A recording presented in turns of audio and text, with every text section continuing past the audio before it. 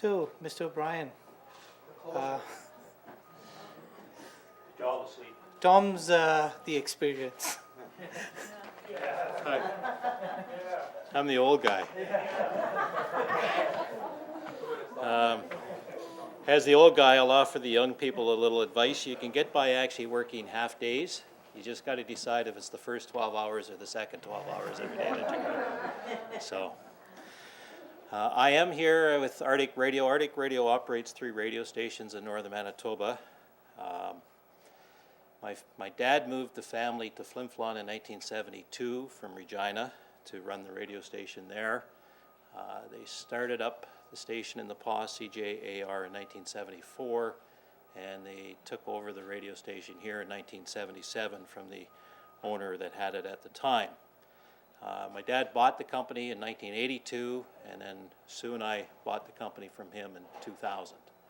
So this is actually approaching our 18th year, which will equal the length of time my dad owned the company. So if we can just hang in a little longer, we can have that record. CFAR has actually been around for 81 years now. We do believe it's the oldest privately owned business in Flin Flon. CJAR in the PAW for 44 years, and CHTM has been around for 54 years. So that's a lot of years of operation. About a dozen years ago, I realized that I wasn't as smart as I thought I was. And Sue's going, a dozen years ago? I knew that 25, 30 years ago. But anyway, I knew the business side of radio. Sue had spent a decade on the creative side, which is commercials and production. But I'd never really worked on the programming or the on-air end of things other than what I did at CFAR in Flin Flon or CHTM here. And for the most part, or for maybe all our part, our on-air staff, this is their first job. And so they're not really bringing a lot of outside knowledge and expertise into the company that they can share with us. So we had to kind of make the decision to increase our capacity to do radio. And we made that decision about 12 years ago. We had to bring in some outside knowledge. We had to figure out, what does it mean to do radio? The world was changing, if you think 12 years ago and so on. The interweb, things like Bookface and so on, were becoming more and more prevalent. Since then, we've probably spent between $500,000 and $600,000 on that function in our company. And we have learned how to do a lot of new things. We also, I think, had some of the things that we were doing affirmed that we were actually doing them all right. But mostly we learned new things. And I think we've already kind of touched on it a little bit, but sometimes there's a bit of an attitude that if you're running a business in Thompson, to some extent, it must be not as good as somewhere else. Or why would you still be in Thompson, right? Why wouldn't you go somewhere where you could actually do this? And we struggled with that. But we're pretty proud of where we've been able to bring our company and our radio stations. And we do get compliments, but ironically, the majority of them are from visitors or they're from new people that come to town. The people that have lived here their whole lives have that kind of attitude that, this is Thompson and blah, blah, blah. But we think we're on the right track. There's obviously always more things that you can do, and as soon as you get this part of it working right, this part kind of slips behind, or vice versa. And there's always more that you can do, but I think that we've come a long way, and I think a lot of the things that we're trying to do have actually become part of our DNA now. And you don't have to teach from the top all the time. Josh is in attendance here, and Stuart, and things like being local and things that we try to do, respectful and that kind of thing. I think that becomes part of who we are. Over the past few years, we've also reached out to others in our industry looking for their help and their support. Seems like an obvious thing to do, but it's not something that I did all that much for the first number of years that Sue and I owned the company. Maybe because it's so hard to get out to see people and so on when you live in Thompson, and you get busy, and it's just hard to kind of pry yourself away, and you kind of get used to just going to work and going home and going to work and going home. In particular, there's a group out of Saskatchewan that has allowed us to attend some of their training sessions and also to go to their annual sales conference. Just a ton of information received at those things. But it's also encouraging to hang around with a bunch of people who are excited about the radio industry, who are working hard, doing things right, and enjoying success. And you hope that by spending some time with them, you can bring some of those thoughts and some of that success back here. Personally, for me, attending those things is probably the best thing that I have done for my career in the past 20 years. Broadly speaking, there's probably 4 things that we try to focus on. The first one I'll call local, local, local. We will never win on the music that we play. And it's not that we play bad music, but there's always somebody else out there, always somebody who can super serve the narrow slices of musical tastes. There's probably some service out there that'll play music from left-handed banjo pickers raised in southern Kentucky. We're never going to be able to super serve those kinds of markets the same way that they can. But what we do win on is everything that we do between the records. So everything that isn't a song, that's where we can win, and that's where we can compete on. And I think it would be the same for a lot of businesses. If I'm selling shirts, I can buy shirts a lot of different places, but what do you do between the shirts? It's the way the store looks, it's the way your staff is, it's the way your pricing policy is, it's all those kinds of things that you do differently. It's the fact that you're here and you're local and trying to capitalize on that. So the questions that we ask is, are we talking about things that are of interest to our local listeners? Or if we just kind of run through the motions, are we providing generic and bland content that they can get anywhere else? Obviously, we want to do the first thing. No one else is going to talk about the North Stars. No one else is going to report on the recent school board meetings. No one else is going to tell you about the gardening workshop this weekend, or comment on the price of gas that's going up or down here in Thompson. That's something that we can do that no one else can do. It's not that people aren't interested in some of those other things, but they can find that out elsewhere. We have to do what we can do that no one else can do. And we do try to do it in a respectful, truthful, and meaningful way. Ironically, in this day and age, as people that live in this world, as we gather more superficial social connections, the desire to connect with a real human voice actually increases. And that's one of the strengths that we have.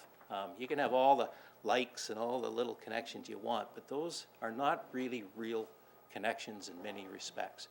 And if they are a real connection on your phone, it's probably because you've invested some face-to-face time with those people somewhere else. It's hard to build real lasting friendships electronically. You have to kind of get face-to-face. Look at the two of them that did this presentation here. They didn't do that without being together in the same room. So local, local, local is the first thing. The second thing is, where the heck is Thompson? So staffing. We've tried to be better at hiring and training our employees. We're in less of a rush, and sometimes it even takes months to find the person that we think will do a good job for us.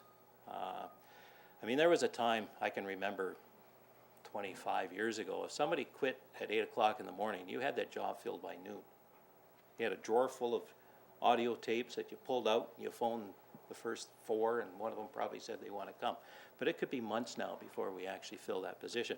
But I think we do a better job actually hiring and filling that position. 15 years ago, most of our employees came from Winnipeg or they came from Saskatchewan. Now they come from Ontario, they come from BC, they come from the Maritimes. A few still come from Saskatchewan. Winnipeg is like the hardest place in the world to encourage somebody to come up to Thompson is Winnipeg, Manitoba. You think it'd be the easiest, but it's not. We find it's the most difficult. I don't know if they're looking down our noses or their noses or whatever, but obviously they think that Gimli is going north and everything beyond that must be well beyond human capacity to survive. So we felt also that if we could develop a reputation for doing a good job getting people ready for their next job, that it would be easier for us to attract the next group of employees to us. And that takes a long time to kind of build that reputation, but I think anecdotally we're beginning to hear that we are getting that reputation out there, that if people come and spend a year or two with us and their goal is to go on, that this will be a year or two that's well spent, and they will have an opportunity to take a lot of responsibility for their jobs and learn a lot and experience many different things. It's a little disheartening to get people to a certain level and then see them wave goodbye and move on. For us, they don't really move on necessarily for more money. They're trying to move on to be closer to home, or they're trying to, scale the heights of the big city. They want to be the radio god in Winnipeg or Vancouver or someplace like that. But we have had a lot of success. I think with people, there's copywriters that I can think of that are working in the Okanagan, and announcers that are program directors now in the Okanagan. There's people working in Toronto. Just in Winnipeg, there's AJ Light is a morning person now at Hot 105. Chrissy Troy, who worked for us in the PAW, has been a long-time morning person with Ace Burpee at Virgin Radio now. And John Liu, from TSN, if you see him, he does a lot of the Montreal Canadian and Alouette stuff. He was actually working for a bank here and then started working for us part-time. Came in one day and said, "I'm quitting the bank to go into broadcasting." And I go, whoa. I said, time out. I don't want your mom or dad to come here and kick my ass because you gave up your bank job. But anyway, he quit. He went to school. He went to Red River, I think, and took their creative communications course. And he's doing exactly what he wanted to do. So that's just a small inkling of people that have gone on, but they have gone on. And those kinds of people are our best motivators for getting the next group of people to maybe be willing to come up and talk to us. But we do look also for those people that we'll call the North Home. At CFAR in Flin Flon, we haven't changed out any of our on-air people for 10 years. They've been very, very stable. And some of them were born and raised in Flin Flon and went out and did a few things and then came back. Mark Andrews, who started here, has been a morning person in the PAW now for 8 years. Dave Moore has been with us for almost 20 years, just slightly less. Tony Taylor, our PD, has been here for 13 years now. And I think this is the record for Western Canada, but our news person in Flin Flon is just 3 years shy of 50 years with our company. So I don't think there's anybody else in Western Canada that's been with the same radio station for that length of time. So I hope he can hang in there for another 3 years. The other advantage, I guess, that I've had is I have family. So I've introduced my wife. She manages the station here. My sister manages the stations in the PAW and Flin Flon for me. And I have 4 sisters. She's the youngest. The oldest sister that I have was doing that role about 10 years ago. She decided to become a child clinical psychologist. And you're all crazy. We try not to use that word around her anymore. But I've had nieces and nephews work for us. I work for my dad, obviously. My brothers work for us. My daughters work for us. So that's been a huge help. There's just something to be said when you grow up kind of around the dinner table learning about the family business. You don't even know what you learn, but you certainly learn things. So I don't know if I would have been able to do it without the family aspect, frankly. We try to treat our employees with respect, to show empathy and understanding as they deal with their life challenges. And we do have employees that you have to, they are dealing with life challenges. Some of them are very serious life challenges, but we try to work with them, and that often means that we're doing the extra work ourselves when I say we're trying to work with them. The third thing is, what meeting do I have now? So our connection to the community.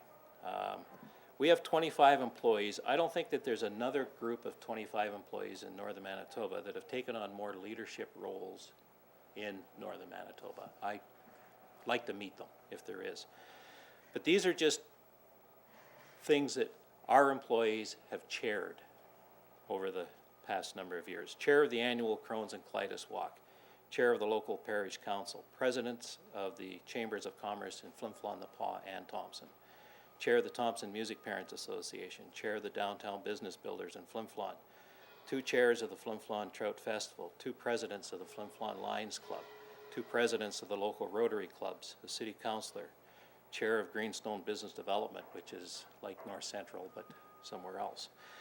District governor for Rotary, district governor, actually I think 2 district governors for Lions, assistant district governor for Rotary, chair of the Thompson Regional Airport Authority, chair of the Thompson Crisis Center, Canadian representative on the International Inner Wheel Board of Directors, organizer of the ALS Walk, 3 different chairs of Operation Red Nose here in Thompson, chair of the Terry Fox Run, chair of the Library Board Fundraising Committee, grants chair of the Thompson Community Foundation. I'm sure that that's not an exhaustive list, but you get an idea, and that doesn't include, those are just chairs and presidents. That's not just people that have volunteered their time to be treasurer or secretary or a member at large. So we encourage that. I have to admit, some of those positions, the same person achieved that, a number of those different ones, but there is a lot of different people within our organization that do get involved. We're proud of that, and I think that it helps us and makes a difference. The 4th thing is the blunt edge of technology. So we don't like to be on the leading edge of technology. Things change even more rapidly now than ever. I mean, there's just so many different things that happen out there. Maybe because we are in Thompson, we do have the ability to be able to sit back and watch what happens. But we want the technology to be kind of proven and have some staying power. Ironically, I actually have more computers than employees in our company. So, technology is a big part of it. And I think we're all mostly computer companies who do different things with our computers, but most of us have computers within our organizations that we have to do something about. And we've probably, again, with technology, invested somewhere between $300,000 and $400,000 over the last 10 years in technology. So when I add up those things, I think, boy, if I hadn't just done that, maybe I could have retired by now. But we haven't invested in technology with the idea that we're going to get rid of employees. The people that sell you the technology always tell you that that's what you're going to be able to do. I haven't quite found that. And I don't really think that that's the answer. I don't think the answer is to replace employees with technology. We actually have more employees working for us right now than we ever have in our history in our 3 communities. So whether I'll be able to say that a year or 2 from now, I don't know, but I hope that I can. So I am bullish on the future of the North and of Thompson. I think I'm even more bullish after listening to what I've heard previously. I think there's just opportunity abounding. When you just look at the major employers, will the world stop needing copper, zinc, and nickel? I don't think so. There's ore out there, and at the right price, it'll be extracted. And I'd rather focus on the 800 people that are still working at Vale and the $160 million that's still being spent annually by Vale than on whatever number of people aren't working there, because I can't do anything about that. I can't do a thing about it. Nobody asked me from Vale how many people they should employ. They made that decision all on their own. So I can only do what they give us to do. I think of the business categories that are missing that were here even just 3, 4, and 5 years ago. Those are viable businesses, and they disappeared because nobody was willing to take them on. Ken Bingham and Paul Pritchard were very fortunate that you guys came along to help them out. You were helping them as much as they were helping you.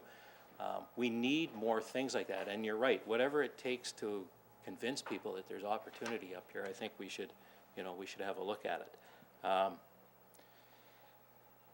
Soon I actually decided not to sell our business about a year ago. So it feels like we've reinvested all that money back into our companies. And I think that we have. I mean, we could have taken that and run. I don't think it was enough money that they were offering, but they had no idea. There was so much uncertainty. If you think of a year ago, the plant wasn't operating, they were moving the hockey team, the casino was moving, there was all this negative talk here in Thompson even. I think it was worse a year ago than it is even now. I think people are beginning to realize that, the world's not coming to an end. So I don't blame them for the price they came up with, because they were trying to factor all that in. They're not up here, they don't have a sense for what's going on, but maybe I'll live to regret it, I don't know, but so far I haven't felt that way. And I guess I'll just leave one last thought, is that Chamber members keep asking the residents of Thompson to support them. We, as Chamber members, need to continue to do that for everybody, for each other. Sometimes I'll hear a business brag about saving money because they bought all their groceries from Costco. A business owner will brag about that. Or they bought some item from IKEA, or they ordered something online, and boy, they saved like 28 cents. Wow. We need to support each other. I'm pretty sure that if I look at the tax revenues of the city, I'm not going to see Costco or IKEA or Facebook or Google or the Murray Auto Group or any of those names on their tax rolls. I'm pretty sure they're not contributing a dime to the upkeep of our streets or paying for our schools. I'm pretty sure that none of those organizations have supplied any employees or any help to the Winter Games, the Lions 55 Manor, or even minor hockey or the dance club or anything like that. And I'm pretty sure that they're not buying houses, cars, groceries, insurance, meals, skates, or even tickets to this event. None of those people are doing that. So we have to support each other. So I thank you for your time, and I wish you all good business until the next AGM.